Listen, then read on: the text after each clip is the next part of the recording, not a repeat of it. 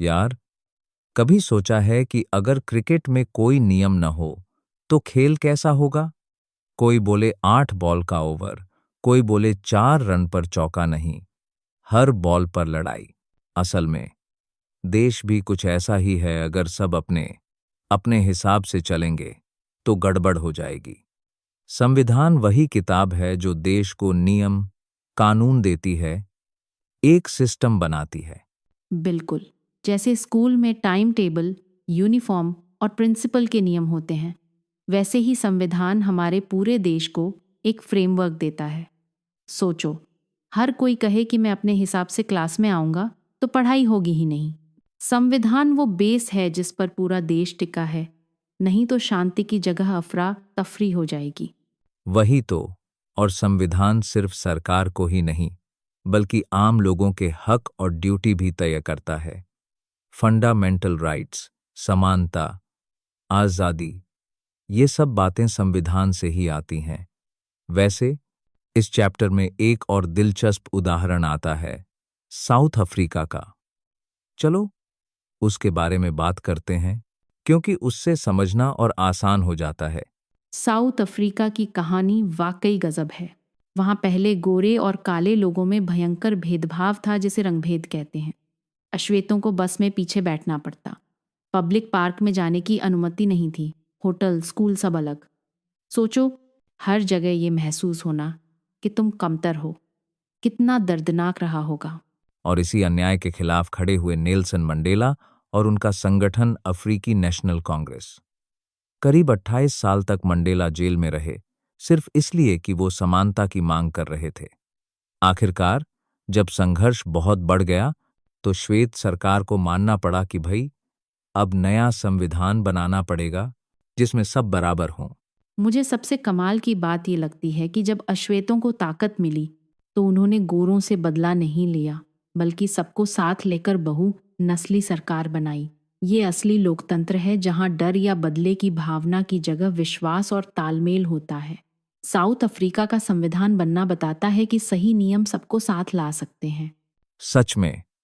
और यही वजह है कि हम अपने संविधान को इतना महत्व देते हैं। वैसे ये भी दिलचस्प है कि भारत का संविधान भी सबको साथ लेकर हर धर्म, हर जाति, हर भाषा उनकी हिस्सेदारी और अधिकार तय करता है। अब जरा इस पर आएं कि हमारे संविधान का निर्माण कैसे हुआ। भारतीय संविधान की कहानी तो और भी बड़ी है भाई। 2 साल 11 महीने 18 दिन लगे इसे बनाने में।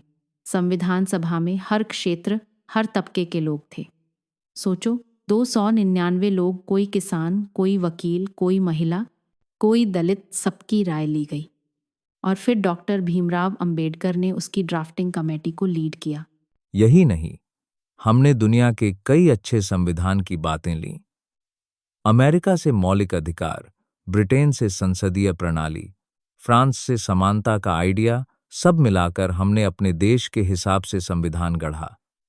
वैसे ये लोकतांत्रिक सोच थी कि किसी एक का नहीं, बल्कि सबका प्रतिनिधित्व हो।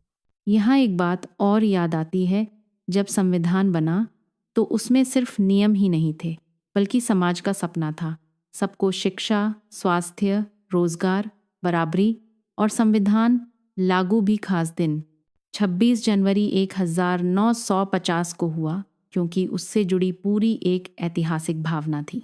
हाँ, संविधान के बिना तो शायद हम आज यहाँ तक पहुँचे ही नहीं होते। आज भी जब कोई विवाद हो, जब सरकार अपनी हद भूल जाए या जब लोगों के अधिकार खतरे में हों, हम संविधान की किताब खोलकर उसका हल निकाल सकते हैं। कभी कभी सोचता हूँ, अगर संविधान न होता तो क्या होता। शायद ताकतवर लोग अपनी मनमानी करते, अमीर और अमीर हो जाता, कमजोर और हाशिए पर चला जाता। संविधान ही वो भरोसा देता है कि चाहे कोई भी हो, कानून की नज़र में सब बराबर हैं। बिल्कुल।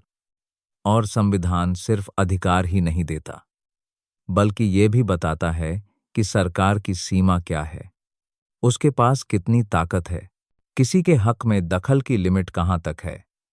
लोकतंत्र में असली गारंटी यही है कि कोई भी सरकार या नेता संविधान से ऊपर नहीं हो सकता। उस पर संस्थाओं का रोल भी ज़बरदस्त है। विधायिका कानून बनाए, कार्यपालिका लागू करे, न्यायपालिका निगरानी रखे। सबकी अपनी ताकत, लेकिन सबकी हदें संविधान में तय हैं। तभी तो भारत जैसे बड़े और विविध देश में शांति और सिस्टम बना हुआ है। और यही संविधान का असली दर्शन है, सबका भला, सबके अधिकार और समाज में भाईचारा। वाकई संविधान सिर्फ एक किताब नहीं, बल्कि देश को जोड़ने वाली डोर है। अगली बार जब कोई कहे कानून की नज़र में सब बराबर हैं, तो याद रखना इसके पीछे संविधान